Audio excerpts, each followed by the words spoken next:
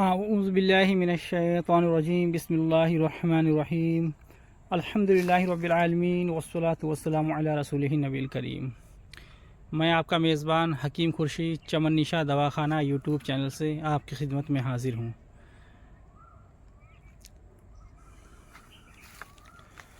آج میں آپ کو بتانا یہ چاہتا ہوں، میں ایک قبرستان کے اندر فاتحہ پڑھنے کے لیے ابھی آیا تھا، تو میں نے آ کر یہاں ایک قبر کو دیکھا جسے دیکھ کر مجھے کافی افسوس ہوا ہے،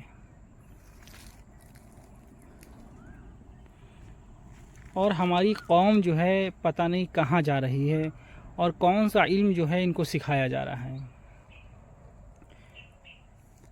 دیکھیے، مزار پر جو چادر چڑھائی جاتی ہے اس کے متعلق ہم نے ایک ویڈیو بنایا تھا۔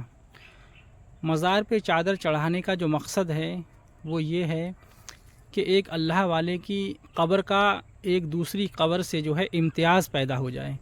جس مزار پر چادر چڑھائی گئی ہو، جس قبر پر چادر چڑھائی گئی ہو، تو اس سے یہ پتہ لگتا ہے یہ کسی مخصوص اللہ والے کی قبر ہے، کسی اللہ والے کا مزار ہے، اور عام انسان کی قبر سے یہ فرق ہو جاتا ہے۔ اور عام انسان کی قبر پر جو ہے چادر نہیں چڑھائی جاتی ہے، اللہ والے کی قبر پر ہی چادر چڑھائی جاتی ہے، جس کو مزار کہا جاتا ہے، جو اللہ کے ولی ہوتے ہیں، جو اللہ کے خاص بندے ہوتے ہیں۔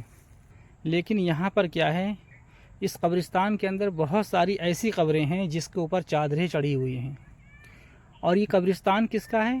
سنیوں کا قبرستان ہے۔ یہ سنیوں کا قبرستان ہے، جو سنی صحیح العقیدہ ہیں۔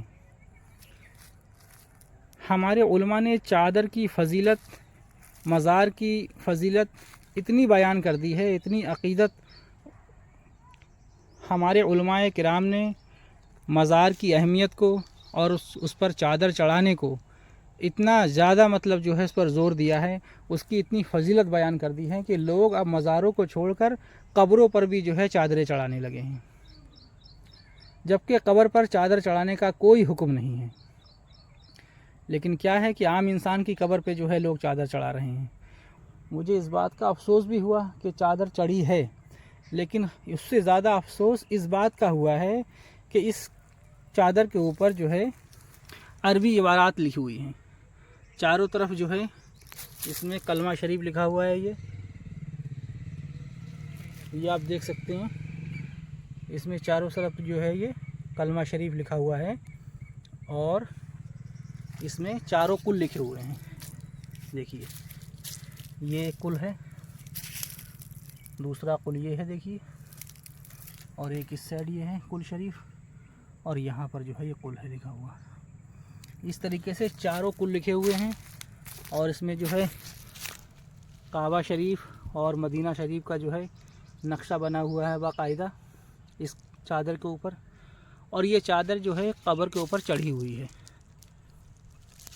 اور اتنی بے حرمتی ہو رہی ہے عربی عبارات کی۔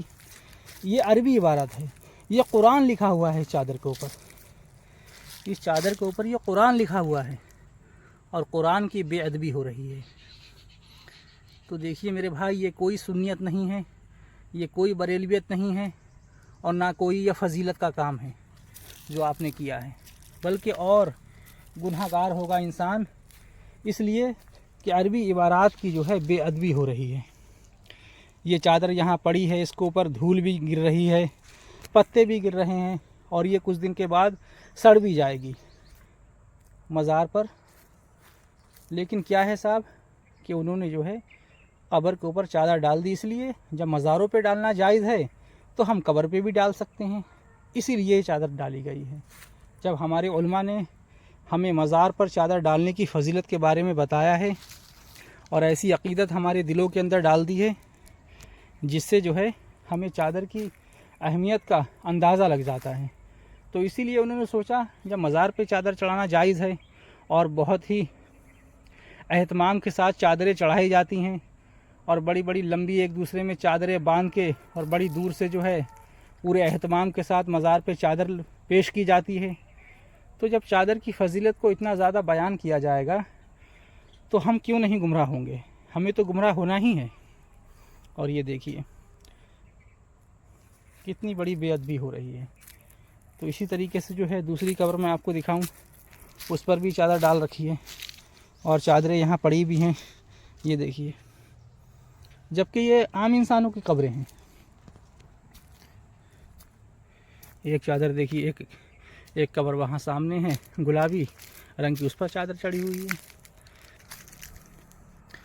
کیا کہہ سکتے ہیں؟ اب عوام اس حد تک آگے بڑھ چکی ہے کہ ان کو روک پانا جو ہے بہت مشکل ہے۔ اب ان سے اگر یہ بتایا جائے یہ غلط ہے تو وہ کہتے ہیں یہ تو برسوں سے ہوتا چلا جا رہا ہے، برسوں سے ہو رہا ہے، مزاروں پر چادر چڑھائی جاتی ہیں، ہم نے قبر پہ ڈال دی تو کون سا گناہ کر دیا؟ بات تو خیر ان کی بھی ٹھیک ہے۔ تو دیکھیے، کسی بھی چیز کو حد سے زیادہ آگے نہیں بڑھانا چاہیے۔ اتنے فرقے ہو گئے نا سنیت کے اندر کہ کچھ مت پوچھو۔ سنی مسلمانوں میں اتنے فرقے ہو چکے ہیں کہ آپس میں ان کو فرصت نہیں ہے لڑنے سے، جو وہ دوسروں کی اصلاح کر سکیں۔ اب خود ان کے اندر جو ہے اتنے فرقے ہو چکے ہیں، اور یہ اس کا نتیجہ ہے جو آپ کے سامنے ہے۔ ٹھیک ہے، آج کا ویڈیو ہم یہیں پر اختتام کرتے ہیں۔ اللہ تبارک و تعالی ہمارے سنی مسلمانوں کو ہدایت عطا فرمائے۔